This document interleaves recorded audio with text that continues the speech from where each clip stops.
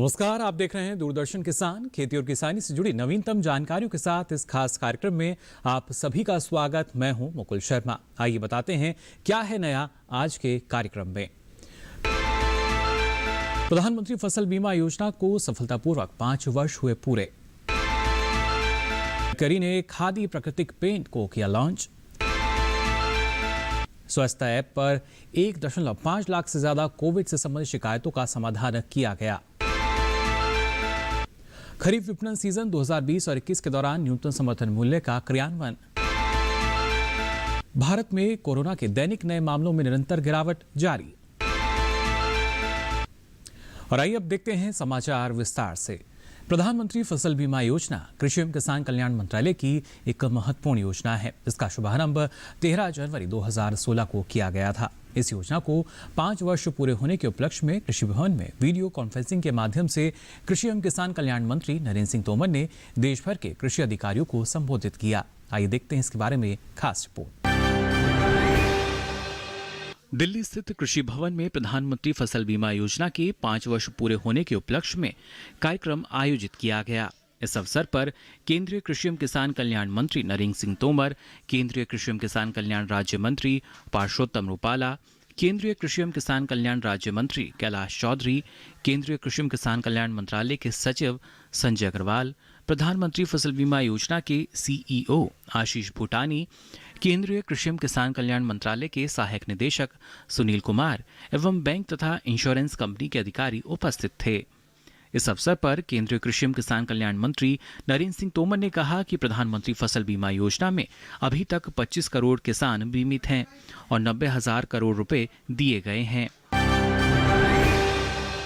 मुझे कहते हुए प्रसन्नता है कि आज प्रधानमंत्री फसल बीमा योजना ये किसानों के लिए प्रतिकूल प्राकृतिक परिस्थितियों में एक बड़ा सुरक्षा कवच है, जिसका लाभ देश भर में किसानों को मिल रहा है। क्रॉप इंश्योरेंस ऐप के माध्यम से भी यह सुविधा किसानों को प्रदान की गई है कि वो अपनी स्थिति को कभी भी देख सकें, जांच सकें, किसानों के भुगतान ठीक समय पर हो सकें, राज्यों का केंद्र का काम कम हो सके और ईमानदारी से पूरे पारदर्शी ढंग से उनके नुकसान का मूल्यांकन किया जा सके। इसके लिए सैटेलाइट का उपयोग भी करना प्रारंभ किया है। उसके भी एक अच्छे परिणाम आज हम सब लोगों के सामने आ रहे हैं। अभी तक इस योजना में 25 करोड़ से अधिक किसान बीमित हो चुके हैं। प्रतिवर्ष लगभग 5 करोड़ किसान नए जुड़ रहे हैं और अभी तक अगर हम देखेंगे तो लगभग 14 से लेकर 19 के बीच में 16,000 करोड़ रुपया किसानों का प्रीमियम के रूप में जमा हुआ और उसके विरुद्ध उनके नुकसान की जो भरपाई है वो 86,000 करोड़ रुपया देकर की गई। और अभी तक अगर हम देखेंगे तो 90,000 करोड़ रुपया किसानों को नुकसान की भरपाई के रूप में दिए जा चुके हैं। यह एक शुभ संकेत है। लेकिन हम सब इस बात को भलीभांति जानते हैं कि जो इतनी बड़ी और व्यापक योजना होती है तो उसमें काम करने के लिए हमेशा बहुत बड़ी गुंजाइश दिखाई देती रहती है। आज भी कई बार प्रधानमंत्री फसल बीमा योजना पर चर्चा करते हैं तो कई चीज़ें सामने आती हैं। उस मामले में मेरा सभी राज्यों को इस अवसर पर यही अनुरोध है कि हम सब लोग बीमा योजना को जितना उत्तम और जितना सुविधाजनक और जितना सस्ता बनाने की इच्छा रखते हैं और जिस प्रकार की किसान की अपेक्षा सरकारों से रहती है, यह तभी संभव हो पाएगा जब हमारी कोशिश हो कि देश का हर किसान इस योजना के कवर में आ पाए। अभी भी कई बार जब फसल का नुकसान हो जाता है, हम जैसे लोग क्षेत्र में जाते हैं तो उस समय किसान बोलता है कि हमको भी मुआवजा मिलना चाहिए, लेकिन वह किसान बीमित होता ही नहीं, तो उसको मुआवजा नहीं मिल पाता। जब पड़ोस के व्यक्ति को मिल जाता है तो उसको बड़ा दुख भी होता है, लेकिन वो जागरूकता की कमी के कारण बीमित होने की जो उसकी ललक होनी चाहिए उस दिशा में आगे नहीं बढ़ पाता। यद्यपि कंपनियों को यह कहा गया है कि कुछ अंश वो जागरूकता अभियान के लिए, प्रचार के लिए निर्धारित करें। मैंने देखा है कई बार कुछ कंपनियों के विज्ञापन तो आते हैं, लेकिन मैं समझता हूँ कि विज्ञापन से ही काम नहीं चलेगा, और इसलिए अगर कंपनीज के भी लोग यहाँ हों तो इस दिशा में उन्हें विचार करना चाहिए कि ग्रामीण क्षेत्र में कैंप लगाकर जब तक हम कृषि विभाग के अमले के साथ लोगों को जागरूक नहीं करेंगे, तब तक आम किसान तक प्रधानमंत्री फसल बीमा योजना की पहुंच नहीं बनेगी। विज्ञापन आता है, हम लोग पढ़ते हैं, लेकिन विज्ञापन बहुत ही दूरस्थ गांव में कभी भी नहीं पहुंचता, क्योंकि किसी भी अखबार की पहुंच कस्बा से नीचे नहीं है। और बहुत सारे अखबार ऐसे भी हैं कि अखबार के किसी पेज पर विज्ञापन छपता है, वो पेज ग्रामीण क्षेत्र में जाता ही नहीं है। तो इसलिए विज्ञापन के पैसे भी जाते हैं और विज्ञापन का जो लाभ योजना के प्रचार को मिलना चाहिए उससे भी हम वंचित रहते हैं। और इसलिए राज्यों को ये चाहिए कि जो कंपनियां टेंडर में पार्टिसिपेट कर रही हैं उनके साथ बैठकर हर किसान बीमा योजना के संपर्क में आवे, उसकी तरफ आकर्षित होवे। इस दृष्टि से एक निश्चित रोड मैप हमको कंपनियों के साथ मिलकर बनाना चाहिए, और कृषि विभाग का जो अमला है वो भी उनके साथ रहे। हर जिले में केवीकेज हैं, उनका भी वो योगदान ले सकते हैं, और स्वयंसेवी और स्वशासी संस्थाएं बहुत सारी जिलों में काम करती हैं जिनका इस दिशा में उपयोग हो सकता है। हम चाहें तो कृषि विभाग की 2-3 योजनाओं के लिए एक कैंपेन जोड़कर भी चला सकते हैं, लेकिन कोशिश ये होनी चाहिए कि फसल बीमा योजना के प्रति हर व्यक्ति जागरूक रहे। वैसे तो ईश्वर से हमेशा ये कामना करनी चाहिए कि बीमा तो हर आदमी कराए, लेकिन बीमा का जो भुगतान है वो मिले, इसकी ईश्वर कभी किसान के समक्ष नौबत ही ना आने दे। लेकिन कभी कभी ऐसी भी परिस्थिति होगी कि अगर नौबत आती है तो किसान इस सुरक्षा कवच का इस्तेमाल करके अपने आप को बचा सके और अपने नुकसान की भरपाई कर सके। इस दृष्टि से जितना किसान का बीमा कराने का दायित्व है, मैं समझता हूँ उससे ज़्यादा हमारी जिम्मेवारी है कि किसान प्रधानमंत्री फसल बीमा योजना के प्रति जागरूक भी रहे, जानकार भी रहे, और उसका बीमा हो जाए तो निश्चित रूप से वो नुकसान से बच सके। इस अवसर पर केंद्रीय कृषि एवं किसान कल्याण राज्य मंत्री पार्षोत्तम रुपाला ने कहा कि इसमें सुधार करने की आवश्यकता है। ये प्रधानमंत्री फसल बीमा योजना को लागू आज से 5 साल पहले किया था। आज इसके 5 वर्ष परिपूर्ण हो रहे हैं। इसके लिए मैं विभाग के सभी अधिकारियों को तहे दिल से धन्यवाद देता हूं, ताकि जिनकी मेहनत की वजह से किसानों को एक बहुत ही अच्छा सुरक्षा कवच देने में हम कामयाब रहे। मुझे याद है 1985 में ये योजना जब आई थी, तब ये ऋणी इंश्योरेंस था, लोन का ही इंश्योरेंस होता था, और उसमें 10,000 रुपया की कैप थी। इससे ज़्यादा इंश्योरेंस मिलता भी नहीं था। उसका नुकसान कितना भी हो और इंश्योरेंस कुछ भी हो, 10,000 की यथा थी, और ये भी इसका ऋण हो तो ही वो लाभकारक होती थी। इस तरह एक तरह से वो क्रॉप इंश्योरेंस नहीं था, वो सिर्फ लॉन इंश्योरेंस था। और लोगों के मन में पीछे से ये बात भी आई थी कि ये बैंकों के हित के लिए ये योजना आई थी। बैंक ने जो क्रेडिट किया है उसको कवच मिल जाता था, किसानों को मिले या ना मिले वो प्राथमिकता नहीं थी। देखिए एक छोटा सा सुझाव ये भी था कि ये जब हम एडवर्टाइज का मसला देते हैं उसका प्रचार करने का, तो जैसे वर्तमान पत्र का जिक्र शायद सचिव श्री ने किया था या हमारे मंत्री साहब ने किया था कि वो ऐसा बड़े अखबार में आप देंगे तो उसका कोई पन्ना रूरल एरिया में जाता ना हो। और वैसे हमारे लिए एडवर्टाइज के लिए ये होता है, यहाँ से जब बैठ के हम देते हैं तो बड़े बड़े जो अखबार होते हैं उसमें ये छप जाए तो ये हमारे लिए वैसे माना ये जाता है कि ये सबसे अच्छा प्रचार का हो गया, मगर वास्तव में ये पत्र गाँव में और किसानों में कम जाते हैं। तो वहाँ के मंडल स्तर से निकलते हुए अखबार जो हो, स्थानिक भाषाओं में निकलते जो अखबार हो, उसी को इसमें अनिवार्य रूप से प्राधान्यता मिले, उस प्रकार की कुछ इस एडवर्टाइज में हमें व्यवस्था करनी चाहिए।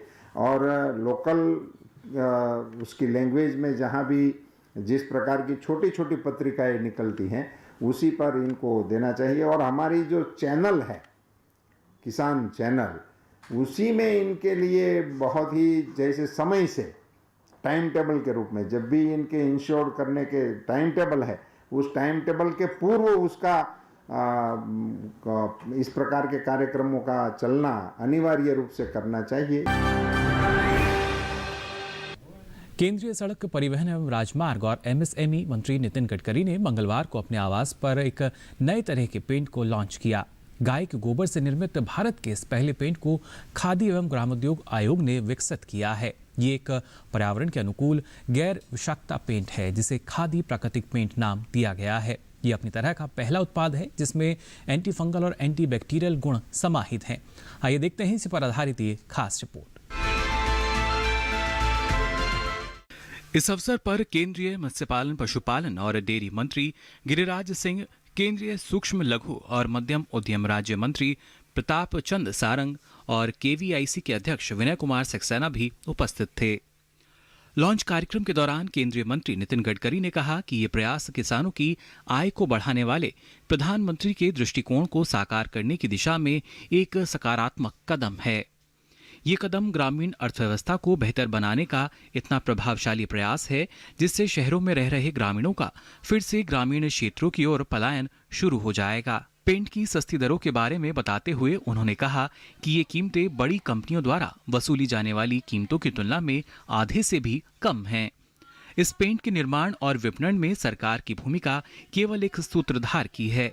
वास्तव में इस पेंट का निर्माण और विपणन पेशेवर तरीके से किया जाएगा और इसे देश के प्रत्येक हिस्से तक पहुंचाया जाएगा। खादी प्राकृतिक पेंट दो रूपों में उपलब्ध है, डिस्टेम्पर पेंट और प्लास्टिक एमल्जन पेंट। इस परियोजना की परिकल्पना मार्च 2020 में केवीआईसी के अध्यक्ष ने की थी और बाद में इसे केवीआईसी की एक इकाई के रूप में काम करने वाले कुमारप्पा राष्ट्रीय हस्तनिर्मित कागज संस्थान जयपुर ने विकसित किया। पेंट में शीशा, पारा, क्रोमियम, आर्सेनिक, कैडमियम जैसी अन्य कोई भी भारी धातु नहीं है। ये स्थानीय स्तर पर निर्माण को बढ़ावा देगा और प्रौद्योगिकी हस्तांतरण के माध्यम से स्थानीय रोजगार सृजित करने में मदद करेगा। इस तकनीक से पर्यावरण के अनुकूल उत्पादों के निर्माण के लिए कच्चे माल के रूप में गोबर की खपत बढ़ेगी और किसानों तथा गौशालाओं के लिए अतिरिक्त राजस्व के अवसर बढ़ सकेंगे। गाय के गोबर के उपयोग से पर्यावरण स्वच्छ होगा और नालियों के अवरुद्ध होने जैसी समस्या भी खत्म होगी। खादी प्राकृतिक डिस्टेम्पर और इमल्शन पेंट का परीक्षण देश की 3 प्रतिष्ठित राष्ट्रीय प्रयोगशालाओं में किया गया है। राष्ट्रीय परीक्षणशाला मुंबई, श्रीराम औद्यानिक अनुसंधान संस्थान नई दिल्ली और राष्ट्रीय परीक्षणशाला गाजियाबाद। पेंट ने परीक्षण के दौरान application of paint, thinning properties, drawing time and finish जैसे तमाम पैमानों को सफलतापूर्वक पूरा किया है। ये 4 घंटे से भी कम समय में सूखता है और बेहतर तरीके से सतह पर लगता है। पेंट को अंदर और बाहर दोनों ही दीवारों पर लगाया जा सकता है। डिस्टेम्पर और इमल्जन पेंट दोनों ही सफेद आधार रंग में उपलब्ध हैं और उचित रंगों के मिश्रण से कोई भी रंग बनाया जा सकता है। और अभी वक्त हो चला एक छोटे से ब्रेक का। आप बने रहिए दूरदर्शन किसान पर।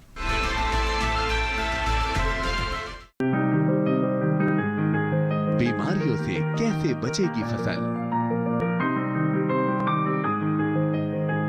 मवेशियों की मुश्किलों का क्या है हल? कहां से लाएं बीज, कितनी लगेगी खाद? किसानों के हर फोन का विशेषज्ञ देंगे जवाब। देखिए हेलो किसान लाइव सोमवार से शुक्रवार शाम 6 बजे।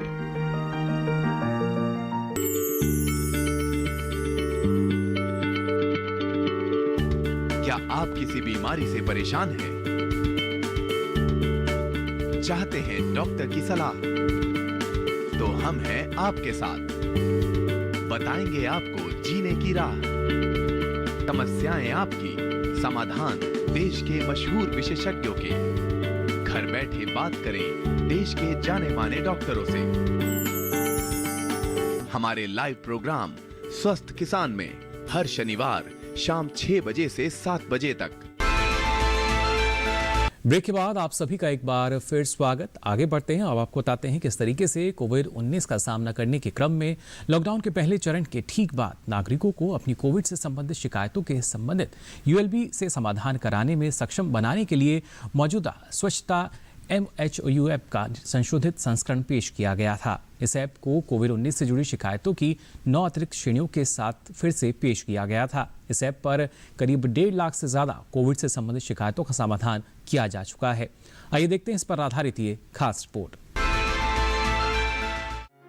स्मार्ट सिटी मिशन ने सुनिश्चित कर दिया कि स्मार्ट शहर कोविड संकट से निपटने का प्रबंध करते समय प्रौद्योगिकी का लाभ उठाने में सबसे आगे रहे। 50 से अधिक स्मार्ट शहरों ने अपने एकीकृत नियंत्रण और कमांड केंद्रों को कोविड-19 वॉर रूम में तब्दील कर दिया, ताकि कोविड से निपटने में विभिन्न सरकारी विभागों, विशेष रूप से बेंगलुरु, पुणे, इंदौर, आगरा, वाराणसी और सूरत के साथ सहयोग करने में सक्षम हो सके। पुणे, आगरा, वाराणसी, सूरत, बेंगलुरु शहरों में एकीकृत डैशबोर्ड विकसित किए गए, ताकि प्रभावी निर्णय लिए जा सके। कोविड हॉटस्पॉट्स, चिकित्सा बुनियादी ढांचे, वस्तुओं और सेवाओं की आवाजाही पर निगरानी रखी जा सके और ट्रैकिंग पर नजर रखने और लॉकडाउन के दौरान बंदोबस्त किए जा सके।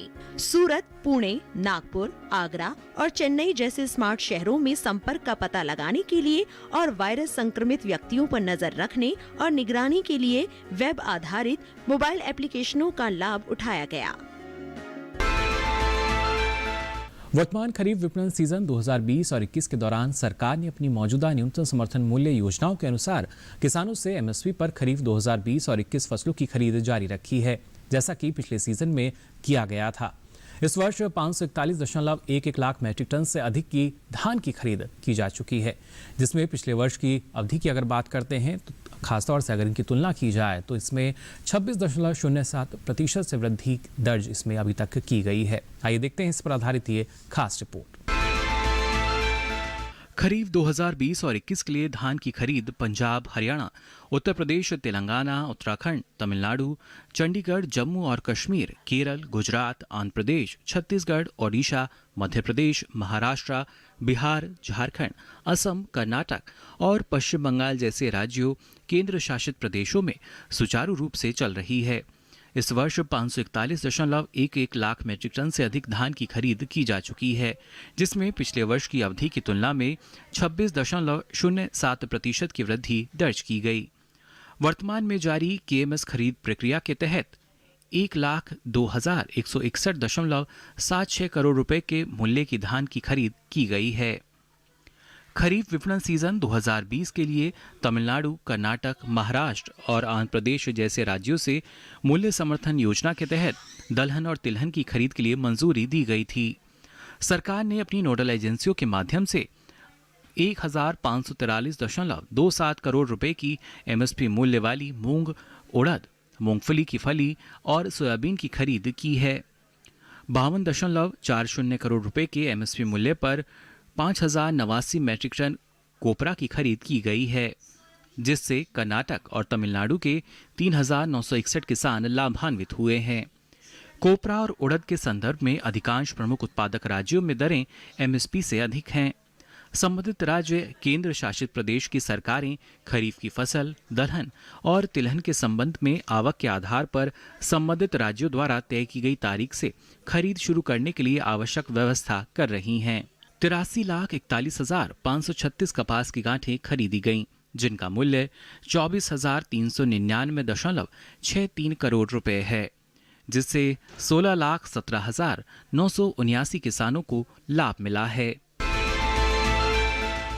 देश में पिछले कई दिनों से कोरोना के दैनिक नए मामले लगातार कम हो रहे हैं। पिछले 24 घंटों में 16,959 मरीज स्वस्थ हुए हैं। इसके कारण कुल संक्रमित मरीजों की संख्या में 809 की कमी आई है। कोरोना के नए मामलों की कमी होने के साथ साथ संक्रमण से मुक्त होने की उच्च दर के फलस्वरूप देश में लगातार संक्रमित लोगों की संख्या में गिरावट हो रही है। आइए देखते हैं इसके बारे में और अधिक जानकारी इस रिपोर्ट में। भारत में पिछले कई दिनों से कोरोना के दैनिक नए मामले लगातार कम हो रहे हैं। पिछले 24 घंटे में 16,311 नए मामले सामने आए हैं। पिछले 229 दिनों के बाद प्रतिदिन 170 से कम मौतों के मामले सामने आए हैं। भारत में कुल संक्रमित मरीजों की संख्या घटकर 2,25,000 हो गई है। केरल में कोरोना से प्रतिदिन अधिकतम 4,659 मरीज स्वस्थ हुए। महाराष्ट्र में 2,302 मरीज स्वस्थ हुए, जबकि छत्तीसगढ़ में 962 मरीज स्वस्थ हुए। केरल में कोरोना के प्रतिदिन अधिकतम 4,545 नए मामले सामने आए हैं। 3,558 नए मामलों के साथ महाराष्ट्र का स्थान है। पिछले 24 घंटे में कोरोना से 161 मरीजों की मौत हुई है। महाराष्ट्र में अधिकतम 34 मौत हुई। प्रतिदिन 23 एवं 19 मौतों के साथ केरल एवं पश्चिम बंगाल का स्थान है। तो आज के लिए इस खास कार्यक्रम में बस इतना ही। दीजिए इजाजत। नमस्कार।